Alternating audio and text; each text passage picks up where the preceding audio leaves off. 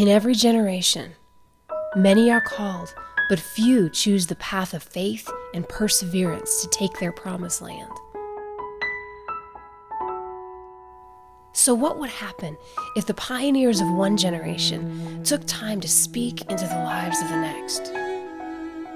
Would their insight and vision equip us, the younger generation, for our journey?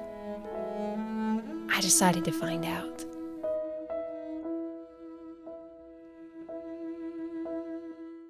So welcome to session 4 on the Pioneer film, as we talk about something that you may not think about when you think of music. We're talking about the business side of ministry and music and career. I am so excited about this episode, so don't turn it off. This is not going to be dry or boring whatsoever. It's really about how to faithfully steward what God has given you as a musician, as an artist. Now, our guests, I want to introduce to you 3 people that you may not have heard of, but they work behind the scenes to help propel Christian artists forward, and they've been doing it for decades.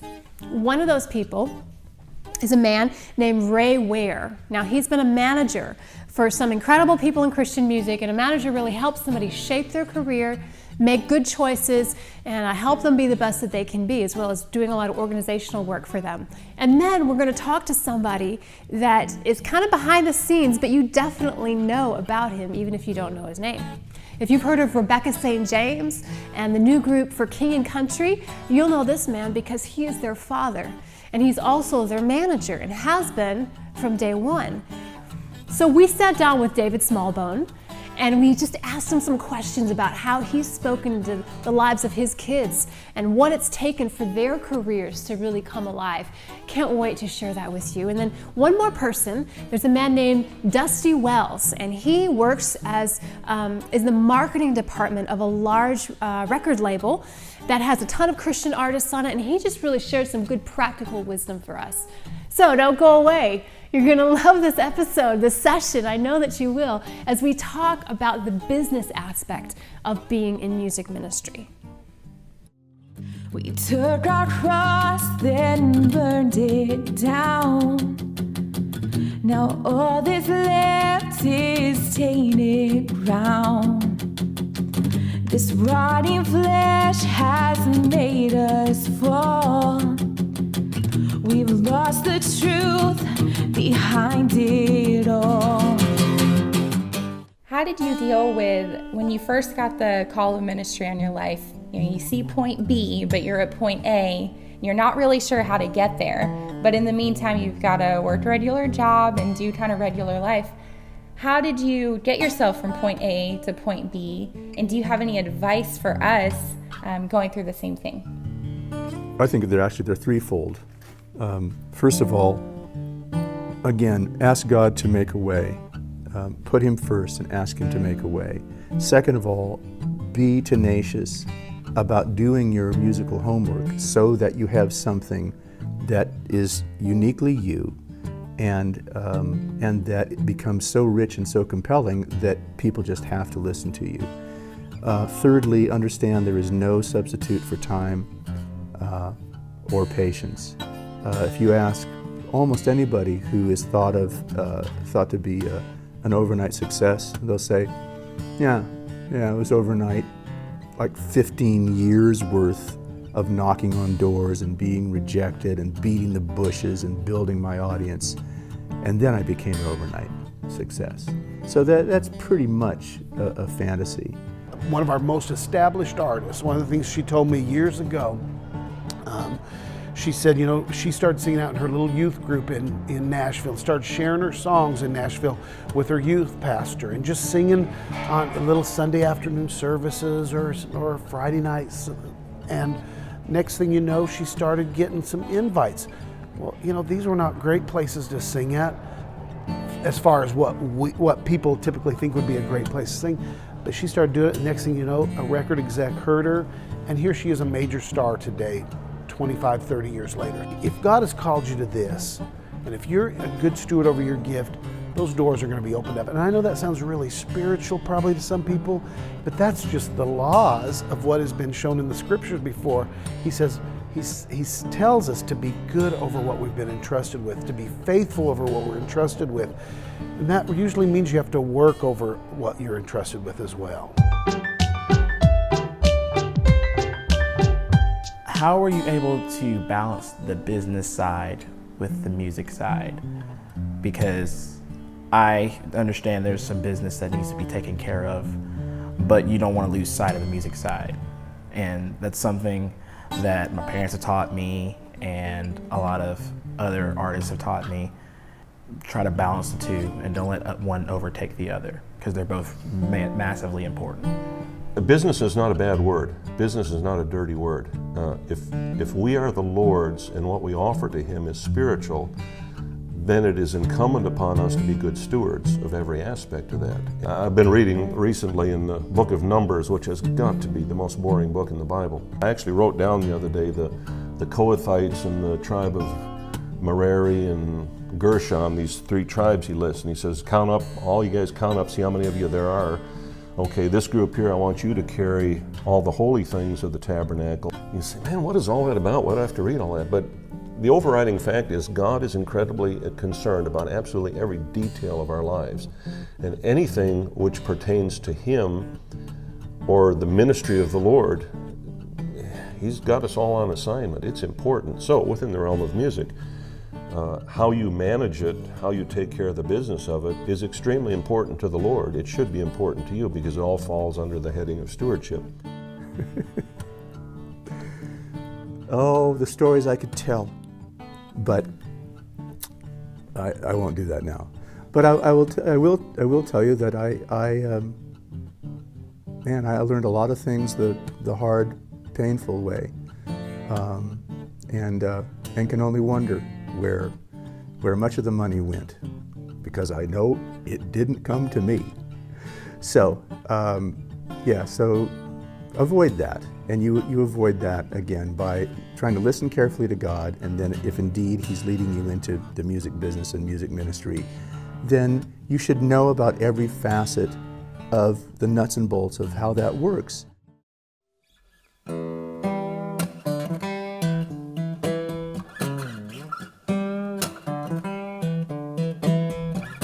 I woke up this morning, felt about 100 years old. I woke up this morning, felt like I was 100 years old. Well, it's not about the number of your days, it's how regret weighs on your soul.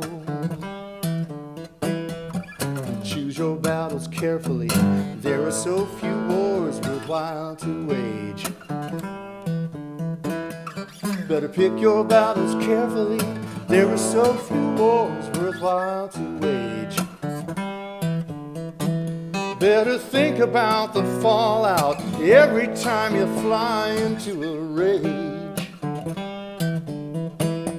Be cheater on the precipice, act like it's a level mesa land. Inches from the great abyss, pretending that we've got things well in hand. In the end, we're kings of nothing, and the end always comes quicker than you planned. That's right. Bust out your windows, jimmy all your locks. Listen to the whisper when the spirit talks. Lay down your treasure, throw away your clocks. This is hallowed ground to the spirit walk. Spirit walk, yeah.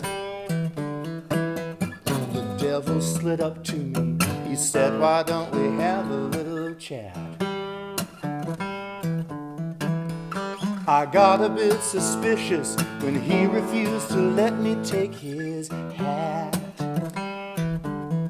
He said, I know about your unfulfilled desires. I can help you out with that.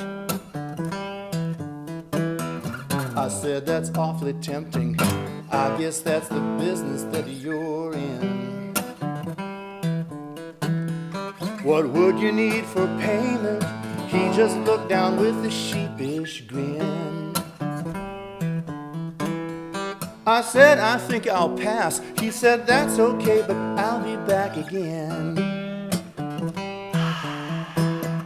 It don't take Nostradamus to tell you how the chips are gonna fall. Open up your Bible, you don't need some gypsy's crystal ball. The way things are these days, even Ray Charles could see the writing on the wall. That's right, go and bust out your windows and jimmy all your locks. Listen to the whisper when the spirit talks. Lay down your treasure, throw away your clocks. This is hallowed ground to the spirit. Whoa.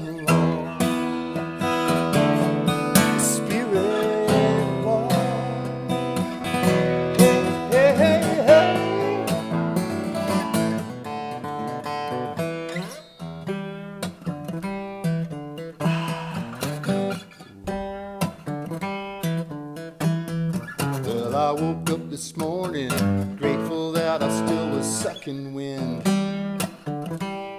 That's right. I woke up today, I was breathing out, breathing in. Now most people take that for granted. Man, that's got to be some kind of sin. Well, I don't mean to whine and moan. I know some people like to sing the blues. Not trying to play the victim like some folks who just love to sing the blues. But I learned so much the hard way. I said I learned so much the hard way. You know I learned so much the hard way. Hope there's something here someone can use.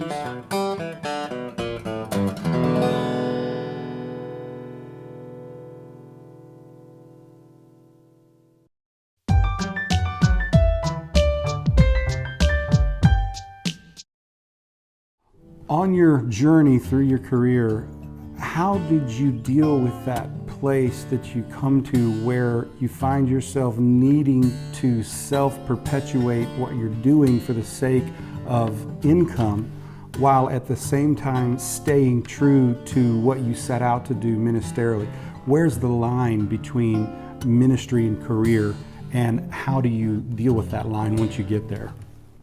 Well, I remember when Rebecca first started, we would go out to churches, and a lot of them there was no compensation whatsoever. And what we did as a family to survive when we first came to America 21 years ago, which is when she first started, we did all the things Americans don't like doing. We mowed lawns, cleaned houses. It was Eddie DeGamo, signed her to Forefront Records when she led worship for, I think, two songs at People's Church down here in Franklin. And she got signed after that. And it was interesting, as soon as she started singing, we did the record, and as soon as she started singing, there was enough income to pay for her expenses and to pay for her family's expenses.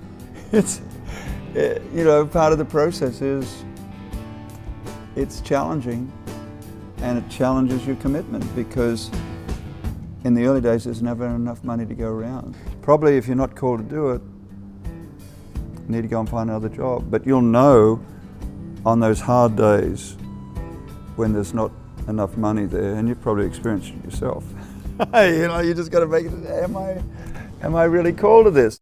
You know, I've made a living selling lots and lots and lots of records. I've made lots of records and not made a living from my records.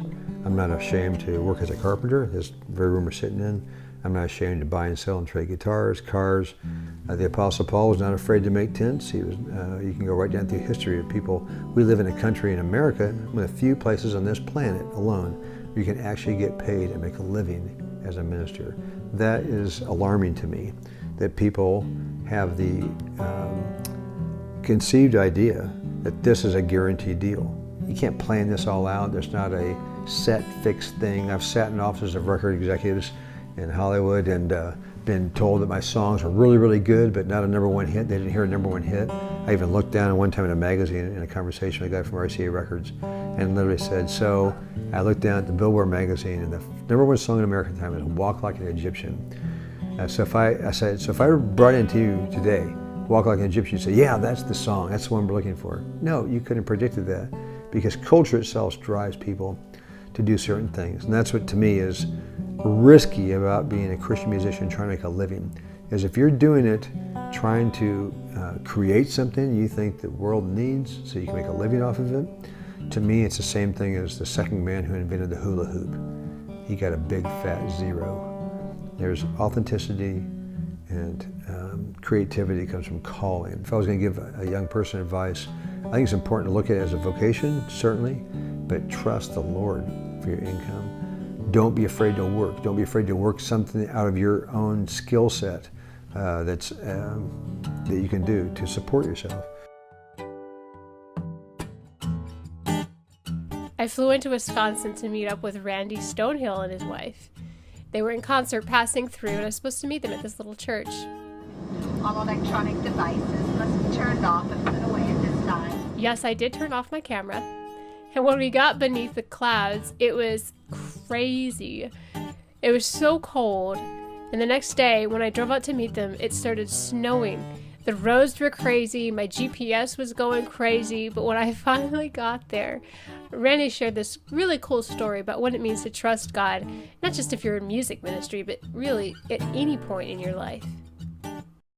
At the end of the day, your security has to come from God. I remember talking to my pastor after a long tenure with Word Records. I could just feel it in the wind. They were just poised to cut me loose. And I had become so used to that security. Every year, I get a new budget, I get a nice advance. Like I said, I could see the writing on the wall, and I remember talking to my pastor saying, you know, I've got a mortgage, I've got responsibilities here. What happens if I don't please them, if they cut me loose? And he looked at me with this godly wisdom and this bemused kind of smile, and he said, yeah, what if they do that? So what? And I looked at him and I said, well, yeah, I'm saying, and so what? So that's okay? And it was like his way of saying, Randy, who do you trust? You trust the record company, or do you trust God? You gotta make a choice, son. And it was, I was hoping he would just kind of lean in and say, okay, because I love you as a brother, I'm going to give you the magical spiritual incantation. Now, if you click your heels together 3 times, like Dorothy in The Wizard of Oz, then this is what's going to happen. And they're not going to cut you loose, and it's going to be great, and you're going to be more successful than ever. And he didn't say that. He just looked at me and said, yeah, so what?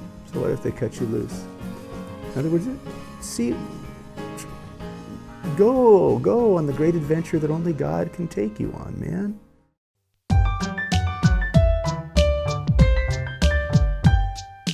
And we ask you why we suffer in our lives. Out of the hottest fire comes the strongest steel, and out of the ashes. Okay, so my next question is about solo artists. For example, you have Casting Crowns or Third Day. These are examples of groups. And so from a marketing perspective, which one is easier in Christian music to market, a group or a solo artist? And also, not only that, but which would you prefer to market?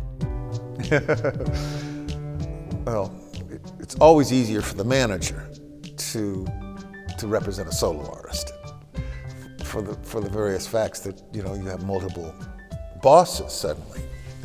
And a band means that you've got 4 guys, you've got 4 people who you have to communicate with, cajole, persuade, to do this, whatever it is you feel like you're supposed to be doing. So, no, it's definitely easier for one, which is why I have only managed 2 acts that are bands in my career.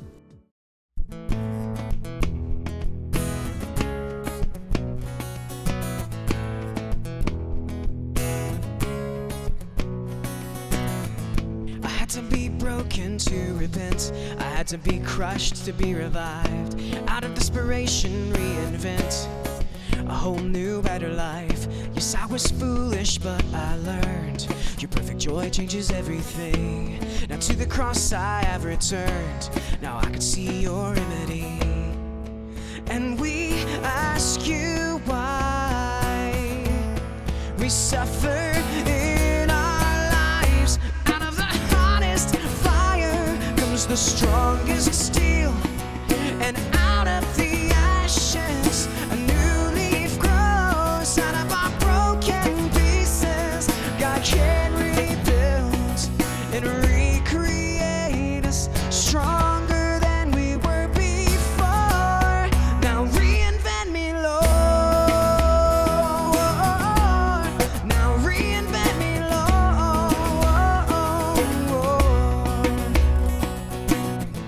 I had to be broken to repent. I had to be brought down to my knees. Out of desperation, reinvent everything that I believed. I had to be foolish just to learn that my decision was deceived. The path that I was walking on was not your plan for me.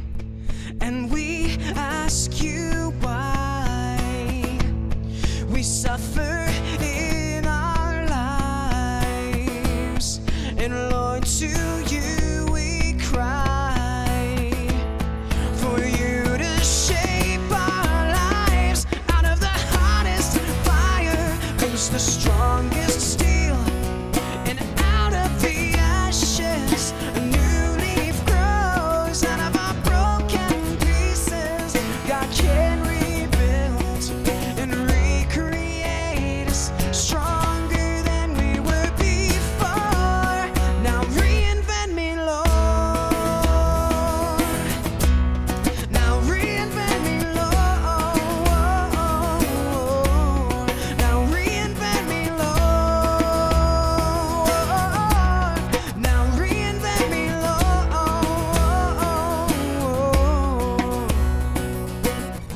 I had to be broken to repent. I had to be crushed to be revived. Out of desperation, reinvent a whole new, better life.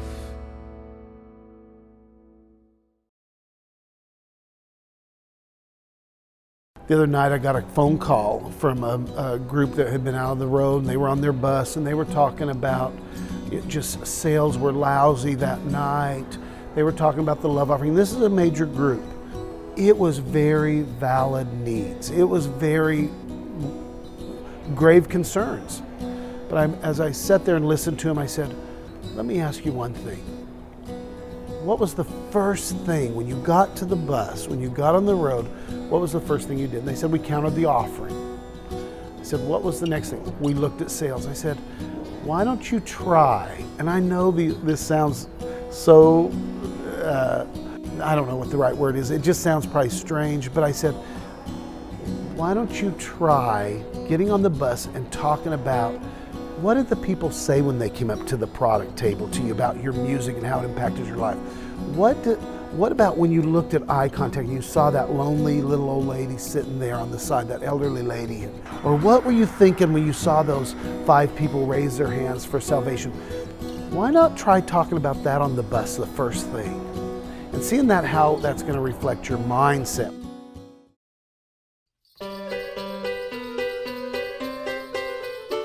Okay, so what tips would you have for me as an independent artist without the backing of a major label on ways that I can maximize the money that I put into my project? We need to offer our gift of song in excellence, and that's just very important to me. But how do you maintain a level of excellence without breaking the bank?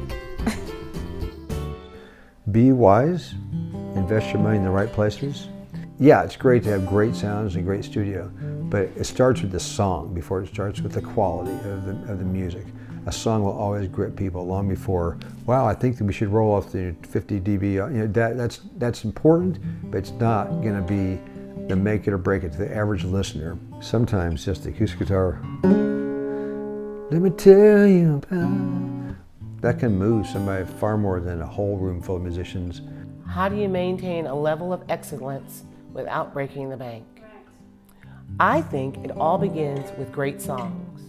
A great song is a great song sung a cappella. If you have a great song, you can build a career. You can build a ministry on great songs. And let me just say this, that great production won't help a poorly written song. It's just gonna be a really bad song with great production. So start with the songs.